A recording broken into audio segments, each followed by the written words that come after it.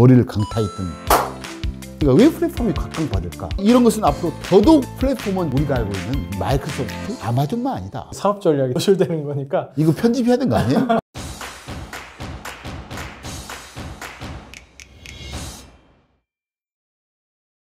좀 더 구체적으로 이제 좀 더 들어가 봐가지고요. 말씀해 주셨던 비즈니스 모델에 대해서 좀 더 이야기해 보면 좋을 것 같은데, 첸께서 생각하시는 좋은 비즈니스 모델, 뭐 예시를 조금. 첫 번째 시리즈 액티브 ETF로 플랫폼 기업을 개시할 것이고, 우리가 앞으로 두 번째 시리즈로 생각하고 있는 게 미래에 언제라도 존재하는 호황과 불황 사이클에서 호황이라는 이유 때문에 흥분한 기업의 주주가 아닌, 그 주지 뒷단에서 전쟁터에서 전사들한테 창과 방패를 만들어준 대장장이처럼 엷은 미소를 짓고 있는 그런 기업, 바로 대장장이 기업에 초점을 맞춘 그런 비즈니스 모델이 좀 더 지속 가능하고 확장 가능한 가치가 아닌가라고 생각하고 있고요. 제가 이제 생각하는 게 빅데이터를 기초로 한 인공지능 플랫폼을 갖는 비즈니스 모델이 우리가 생각하는 또 다른 액티브 ETF의 비즈니스 모델이라고 이제 생각하면 될 것 같고, 사실 이런 세 가지 개념적 정의도 새로운 게 아니고 2008년부터 펀드 운영하면서 느꼈던, 야, 얼마나 비즈니스 모델의 그 차이가 현재의 재무제표를 왜곡시키는지, 현재의 재무제표가 담고 있는 메시지가 비즈니스 모델의 해석이 없이 얼마나 죽어있는 숫자인지를 10몇 년 동안 보면서 더더욱 우리는 비즈니스 모델의 중요성을 깨달았잖아요. 13년 동안 저희들이 운용했던 씨앗으로부터 하나씩 꺼내서 ETF 형식으로 만드는 것이다, 새로운 게 아니다 라는 얘기를 다시 한번 드리고 싶네요. 두 번째, 세 번째, 네 번째 저희가 얘기하다 보면 저희 앞으로의 사업 전략이 다 그러니까 노출되는 거니까 이거 편집해야 되는 거 아니에요? 네, 뭐 저희의 사고의 방향성이 그렇죠. 이렇다라는 걸 좀 말씀드리고 싶었고, 가장 중요한 건 저희가 리치투게더 시리즈를 지역별로 13년간 운용해 오면서 다양한 전 세계에 퍼져 있는 비즈니스 모델을 보다 보니까 플랫폼이라는 특징을 가지고 있는 비즈니스 모델 기업들이 굉장히 확장 가능하고 지속 가능하다는 것, 또 대장장이, 그리고 빅데이터, AI 이런 쪽으로 계속 확장 가능하다는 걸 저희가 느꼈기 때문에 이 전략을 뽑아내서 액티브 ETF로 담아내는 그런 형태라고 보시면 좋을 것 같습니다. 리치드 펀드는 이 세 개 섹터를 다 담고 있죠. 지역적으로. 이번에 나올 액티브 ETF 펀드는 지역을 중립지대로 보고 비즈니스 모델 측면에 전 세계를 담는 것. 기본은 똑같은데 하나는 지역 컨셉이냐, 하나는 비즈니스 모델 컨셉의 차이라고 보시면 될 것 같습니다. 예. 뭐 오늘의 가장 중요한 주제이죠. 이번에 나오게 되는 액티브 ETF에서 플랫폼 비즈니스 모델을 저희가 선정을 해서 플랫폼 액티브 ETF를 내놓습니다. 이 플랫폼이라는 것이 사실 시장에서 바라보는 정도의 정의만 한다면 뭐 그렇게 특징적이지 않고 섹터 펀드가 될 수 있는데, 저희는 그런 걸 추구하지도 않았고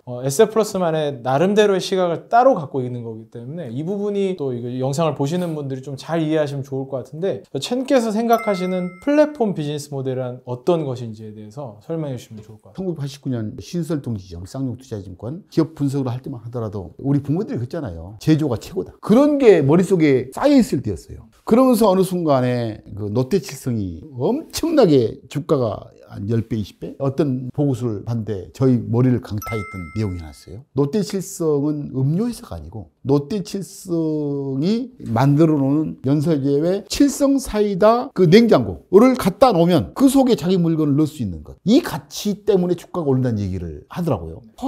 그래, 맞아. 롯데칠성이 각 연세점에 무료로 제공해줬겠죠. 자기 물건을 팔기 위해서. 기업의 비즈니스 모델을 만든 제조업만 좋은 회사로 봤는데, 이런 롯데칠성이 하는 것이 가치 있을 수 있겠냐 생각을 해왔어요. 저는 늘 세상의 진보를 생각하잖아요. 그래서 요즘 들어서는 플랫폼이 일반화된 명사라고 얘기하는데, 저희가 이제 좋아하는 게 그 사실을 알라. 그리고 사실을 남들과 달리 해석해야 되고, 진보를 위한 의심을 해보자. 왜 갑자기 우리는 플랫폼에 익숙해질까? 남들이 모르는 플랫폼조차도 우리는 해석해야 된다. 그래서 우리가 1년 전부터 플랫폼을 재정의하기 시작했죠. 네. 왜 플랫폼이 각광받을까? 저는 두 가지 이유라고 봐요. 첫째는 옛날에는 어떤 그 제품이 생산되고 소비자한테 전달되는 과정이 하나의 라인, 일직선이었어요. 어떤 특정 회사가 원재료를 사서 구매 부서가 사기 전에 개발 부서에서 개발을 하고, 또 디자인팀에서 디자인을 하고, 그리고 구매부에서 원료를 소싱하고, 그리고 마케팅부에서 물건을 팔고, 그러면 소비자가 하는 일직선 구조였다. 이런 구조에서 세상이 진화하면서 서서히 하나씩 잘라지는 것 같아요. 그걸 우리는 산업의 분절화. 산업의 분절화가 시대가 가면서 진행되어 왔던 것 같아요. 근데 우리가 오래전에는 무엇부터 분절화 됐느냐? 가장 먼저 했던 게 판매망을 유통회사한테 줬던 것 같아요. 그래서 연세점, 뭐 편의점, 할인점, 요즘엔 전자상거래, 물건 팔아주세요. 그냥 우리는 찍어만 느껴. 또 그 다음에 보면 연구개발부서가 반도체도 팹리스 공장이 없이 설계만 하는 회사 있죠. 그래서 세상이 라인의 역사, 하나의 밸류 체인이 잘라지는 역사로 가면서 플랫폼의 기초 개념이 생겼다라고 SF는 정의하고 있고, 아마 이런 것은 앞으로 더더욱 많이 생길 것 같아요. 다